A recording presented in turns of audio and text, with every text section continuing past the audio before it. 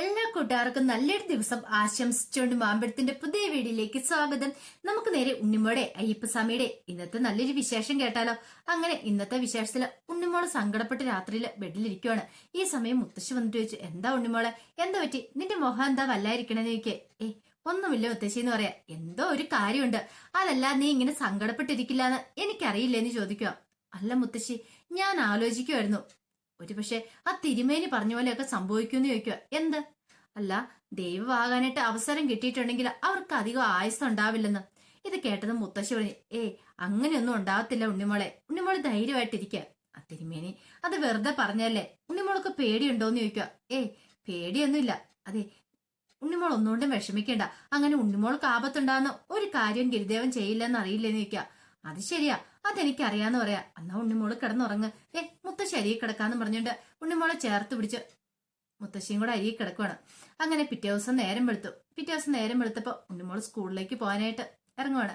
ഈ സമയത്ത് ഗിരിദേവനും വാവയും കൂടെ വന്നു. അങ്ങനെ അവര് മൂന്നുപേരും കൂടെ സംസാരിച്ചുകൊണ്ട് സ്കൂളിലേക്ക് പോവാ. ഈ സമയം ഉണ്ണിമോള് പറഞ്ഞു, അതെ, കഴിഞ്ഞ ദിവസം ദിവ്യ നന്ദനൻ തന്ന ടെസ്റ്റ് ആ കഥപുസ്തകം ഉണ്ടല്ലോ, അത് ഞാൻ വായിച്ചു. ഒരു കഥ വായിച്ചു കഴിഞ്ഞപ്പോ എനിക്ക് അടുത്ത കഥയും വായിക്കാൻ തോന്നി. അങ്ങനെ കുറെ കഥകൾ വായിച്ച ഞാൻ കിടന്നേന്ന് പറയാണ്. ഇത് കേട്ട് കഴിഞ്ഞപ്പോ ഗിരിദേവൻ പറഞ്ഞു, അതങ്ങനെയാ, ആ കഥകൾ വായിച്ചിട്ടുണ്ടെങ്കിൽ പിന്നെ നമുക്കത് ആ പുസ്തകം അടയ്ക്കാൻ തോന്നുന്നില്ല. ഒരു കഥ വായിച്ചാൽ പിന്നെ നമുക്ക് അടുത്ത കഥ വായിക്കാൻ തോന്നും. അങ്ങനെയാണല്ലോ വിഷ്ണു ശർമ്മ ആ കഥകളൊക്കെ എഴുതിയിരിക്കുന്നു പറയാ. ഈ സമയം വാ പറഞ്ഞു, അതെ, നമ്മൾ കുറെ കാര്യങ്ങൾ വായിക്കണം, വായിച്ച് അറിവ് നേടണം എന്ന് പറയാം. ഒത്തിരി കഥകൾ വായിക്കണം, ജാതക കഥകള്, അങ്ങനെ പഞ്ചതന്ത്ര കഥകള്, എന്തൊക്കെ കഥകളുണ്ട് അതെല്ലാം നമ്മൾ വായിക്കണം എന്ന് പറയാം.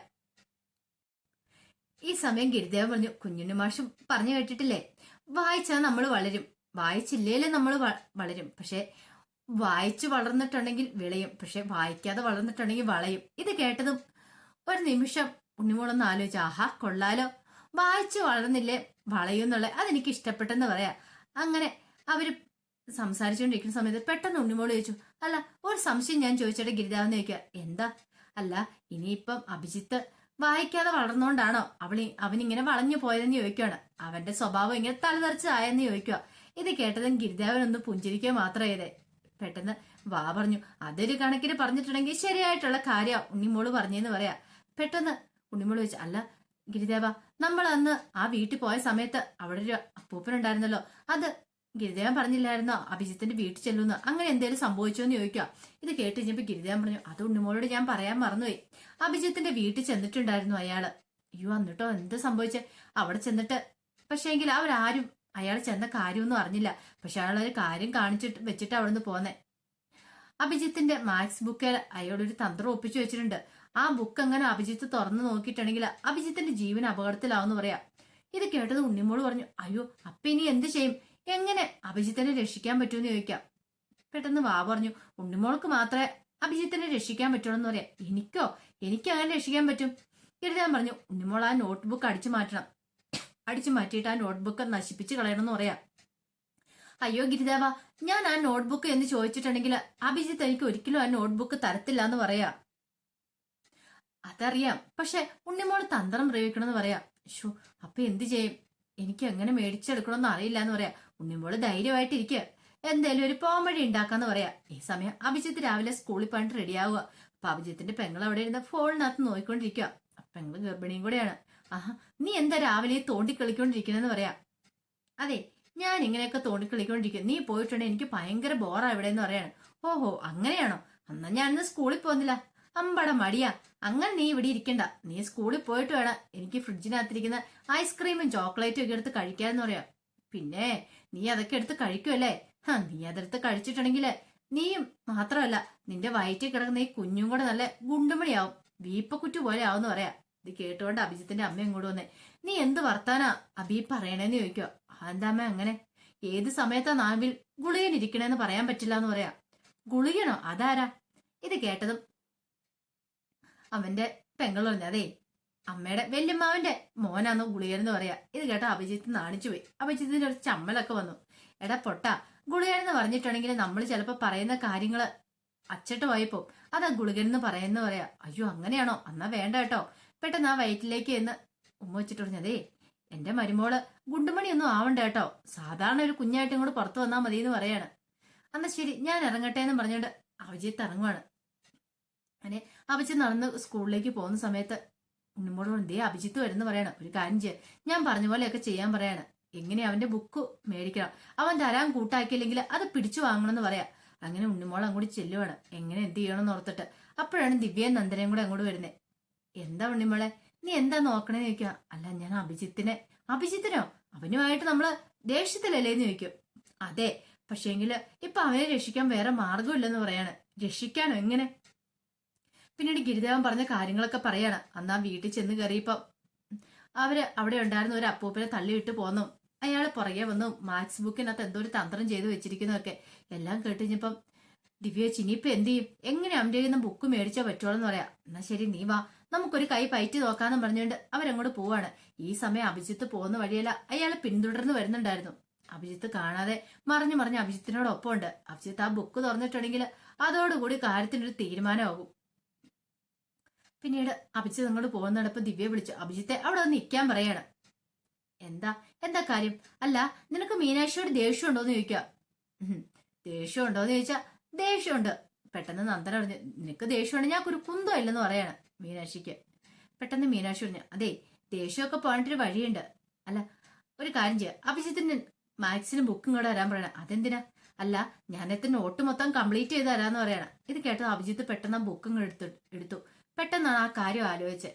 പിന്നീട് മീനാക്ഷിയുടെ ബുക്ക് കൊടുക്കാൻ തുടങ്ങി കഴിഞ്ഞിട്ട് അഭിജിത്ത് ആ ബുക്ക് അങ്ങ് കൊടുത്തില്ല, ആ കയ്യിൽ തന്നെ വെച്ചു. ഇത് കണ്ടത് മീനാക്ഷി പറഞ്ഞു, അഭിജിത്ത് ആ ബുക്കും കൂടെ തരാൻ പറയാണ്. എനിക്കറിയാടി മോളെ നിന്റെ പ്ലാൻ എന്താന്ന്. ഈ ബുക്ക് തന്നു കഴിയുമ്പത്തേനും നിന്റെ കഥപുസ്തകം കീറാൻ നോക്കിയത് പോലെ നിനക്ക് എന്നാ കീറാൻ തുടങ്ങിയ പോലെ നിനക്ക് എന്റെ ബുക്കും കീറാനല്ലേന്ന് ചോദിക്കുക. അങ്ങനെയൊന്നും അല്ല അഭിജിത്തേന്ന് പറയണം. വെറുതെ കള്ളത്തരം പറയണ്ട, എനിക്ക് മനസ്സിലായി നിന്റെ ഊടായിപ്പൊക്കെ. അതുകൊണ്ടേ ആ വേല അങ്ങോട്ട് മനസ്സിൽ വെച്ചാൽ മതി. ഞാൻ ഈ ബുക്ക് തരത്തില്ലെന്ന് പറഞ്ഞുകൊണ്ട് അത് പൊക്കി പിടിക്കോ. ഒരു വിധത്തിൽ മീനാക്ഷി അതും കൂടെ പിടിച്ചു മേടിക്കുകയാണ്. ഈ സമയം അഭിജിത്ത് മീനാക്ഷിയുടെ പുറകെ ഓടി. മീനാക്ഷി നിന്നില്ല. അങ്ങനെ പകുതി എത്തിക്കഴിഞ്ഞപ്പത്തിന് അഭിജിത്ത് മീനാക്ഷിനെ പിടിക്കുകയാണ്. എന്നിട്ട് ആ ബുക്ക് അങ്ങ് മേടിക്കുക. എനിക്കറിയാടി മോളെ നീ ഇതല്ല ഇതിലപ്പുറം ചെയ്യുന്നു. ഇത് എന്റെ ആദ്യ ടീച്ചറിന്റെ അടുത്ത് കംപ്ലൈന്റ് പറയും, നീ എന്റെ ബുക്ക് മേടിച്ച് കീറിയെന്ന്. പിന്നെ എന്താ സംഭവിക്കാൻ പോകുന്ന നിനക്കറിയാവോ? എന്താണ് ടീച്ചറിന്റെ കയ്യിൽ നല്ല 4 തല്ലി മേടിച്ചു തരും നിനക്ക്. അത് മാത്രമല്ല നിന്നെ കൊണ്ട് ചാക്കിൽ ഓടിക്കൂന്ന് പറയാം. മീനാക്ഷിക്ക് ഭയങ്കര ടെൻഷനായി. ഇതും പറഞ്ഞ് അഭിജിത്ത് അങ്ങോട്ട് പോവാണ്. മീനാക്ഷി നേരെ ഗിരിദേവന്റെ അടുത്തേക്ക് വരുക. ഗിരിദേവനോട് വന്നിട്ട് പറഞ്ഞു, ആകെപ്പാടെ പ്രശ്നത്തിലായി. എന്ത്? ഇപ്പൊ ബുക്ക് മേടിക്കാൻ പറ്റിയതുമില്ല, ഞാനും കൂടെ കുഴപ്പത്തിലായെന്ന് പറയാ. ഈ സമയം അയാളോട് പമ്മി നിൽക്കുന്നുണ്ടായിരുന്നു. മീനാക്ഷി ബുക്ക് മേടിക്കുന്ന കണ്ടപ്പോഴൊക്കെ അയാൾക്കൊരു ടെൻഷൻ ഉണ്ടായിരുന്നു, ഇനി ബുക്ക് മേടിച്ചിട്ടുണ്ടെങ്കിൽ പ്രശ്നമാകുമെന്ന് ഓർത്തിട്ട്. പക്ഷെ ഭാഗ്യത്തിന് അങ്ങനെ ഉണ്ടായില്ല. അതുകൊണ്ട് അയാൾക്ക് സമാധാനമാവുകയും ചെയ്തു. പിന്നീട് മീനാക്ഷിക്കാണ് ടെൻഷനാ. മീനാക്ഷി ഗിരിദേവനോട് പറഞ്ഞു, ഇതേ ഗിരിദേവ എനിക്ക് എന്ത് ചെയ്യണം നടത്തില്ല, എന്തെങ്കിലും ഒരു വഴി പറഞ്ഞുതരാൻ പറയാണ്. ഗിരിദേവൻ പറഞ്ഞു, പേടിക്കണ്ട മീനാക്ഷി ധൈര്യമായിട്ടിരിക്കാൻ പറയണം. എന്ത് ചെയ്യും ഗിരിദേവ, ഇനിയിപ്പൊ അവന്റെ ജീവൻ അപകടത്തിലല്ലേ? ഒരു കാര്യം ചെയ്താലോ? അവന്റെ ആദ്യ ടീച്ചറോട് പോയി പറയും ഉറപ്പായിട്ടും. അപ്പൊ അതിനു മുമ്പ് ഞാൻ എന്തെങ്കിലും ചെയ്താലോ എന്ന് പറയാം. ഇത് കേട്ട് കഴിഞ്ഞപ്പോ ഗിരിദേവൻ പറഞ്ഞു, വേണ്ട ഇപ്പൊ ഒരു പ്രശ്നത്തിനും പോകണ്ടെന്ന് പറയാം. അന്ന് ഞാൻ മാരാർ മാഷിനോട് പറഞ്ഞാലോ? മാരാർ മാഷിനോട് പറഞ്ഞിട്ടുണ്ടെങ്കിൽ മാരാർ മാഷ് അവന്റെ ബുക്ക് മേടിച്ച് തുറന്നു നോക്കും. അപ്പൊ മാഷിന്റെ ജീവൻ അപകടത്തിലാവുന്ന ചോദിക്കുമല്ലേ? അത് ശരിയാണല്ലോ എന്ന് പറയാ. ഈ സമയത്ത് അവന്റെ അഭിജിത്തിന്റെ കൂട്ടുകാരൻ മനു കണ്ണനൊക്കെ അവരങ്ങോട്ട് സ്കൂളിലേക്ക് നടന്നു പോവാണ്. ഈ സമയം മനു പറഞ്ഞു, എടാ ഇന്നലെ രാത്രി എനിക്ക് കിടന്ന് ഉറങ്ങാൻ പറ്റിയില്ല, നല്ല വേദനയായിരുന്നു കാലിന്. അമ്മ ചോദിച്ചു എന്താ ഉറങ്ങാത്തേന്ന്. കാര്യം പറയാൻ പറ്റില്ലല്ലോ, ചാക്കിൽ ഓടിയതുകൊണ്ടാന്ന്. ഈ സമയം കണ്ണൻ പറഞ്ഞു, നിനക്ക് കൈക്കും കാലിനും മാത്രമല്ലേ വേദന ഉണ്ടായിരുന്നുള്ളൂ, പക്ഷെ എനിക്ക് ശരീരം ആസകലം വേദനയായിരുന്നു പറയാ. ആ സമയത്താണ് അങ്ങോട്ട് അഭിജിത്ത് വരുന്നത്. അഭിജിത്ത് പറഞ്ഞിട്ട് പറഞ്ഞു, ആഹാ എല്ലാരും കൂടെ കാര്യമായിട്ട് എന്തോ സംസാരിച്ചോണ്ട് പോവാണല്ലോ. എങ്ങനെ സംസാരിക്കായിരിക്കും, ഇന്നലത്തെ ഓട്ടത്തിന് ദേഹം മുഴുവൻ വേദനയാന്ന് പറയാ. ഇത് കേട്ട അഭിജിത്ത് പറഞ്ഞു, കൊള്ളാം, അപ്പൊ നമുക്ക് പ്രതികാരം ചെയ്യേണ്ടേ അവളോടെന്ന് പറയണം. പ്രതികാരം ചെയ്യണം? എന്ത് പ്രതികാരം? അവള് നമുക്കൊരു പണി തന്നു, അപ്പൊ തിരിച്ച് നമുക്കും ഒരു പണി കൊടുക്കണമെന്ന് പറയാ. പിന്നീട് മാത്സ് ബുക്ക് മേടിച്ചെടുത്തോണ്ട് പോയതും പിന്നീട് താൻ തിരിച്ചു വാങ്ങിയതായ എല്ലാ കഥകളും പറയണം. ആഹാ ആള് കൊള്ളാലോ എന്ന് പറയാ. ഇത് കേട്ട അഭിജിത്ത് പറഞ്ഞു, ഈ ഒരു കാര്യമുണ്ട്, ഈ സമയം നമ്മൾ മാത്സിനും വിനിയോഗിക്കണം. രാധ ടീച്ചറോട് കംപ്ലൈന്റ് പറയണം, അവള് ബുക്ക് മേടിച്ച് വലിച്ചു കയറിയെന്നൊക്കെ. പിന്നെ എന്ത് ചെയ്യണമെന്ന് ഞാൻ പറയാന്ന് പറയാ. അങ്ങനെ അവരാ വലിയ തീരുമാനങ്ങളൊക്കെ എടുത്ത് നടക്കുവാണ്.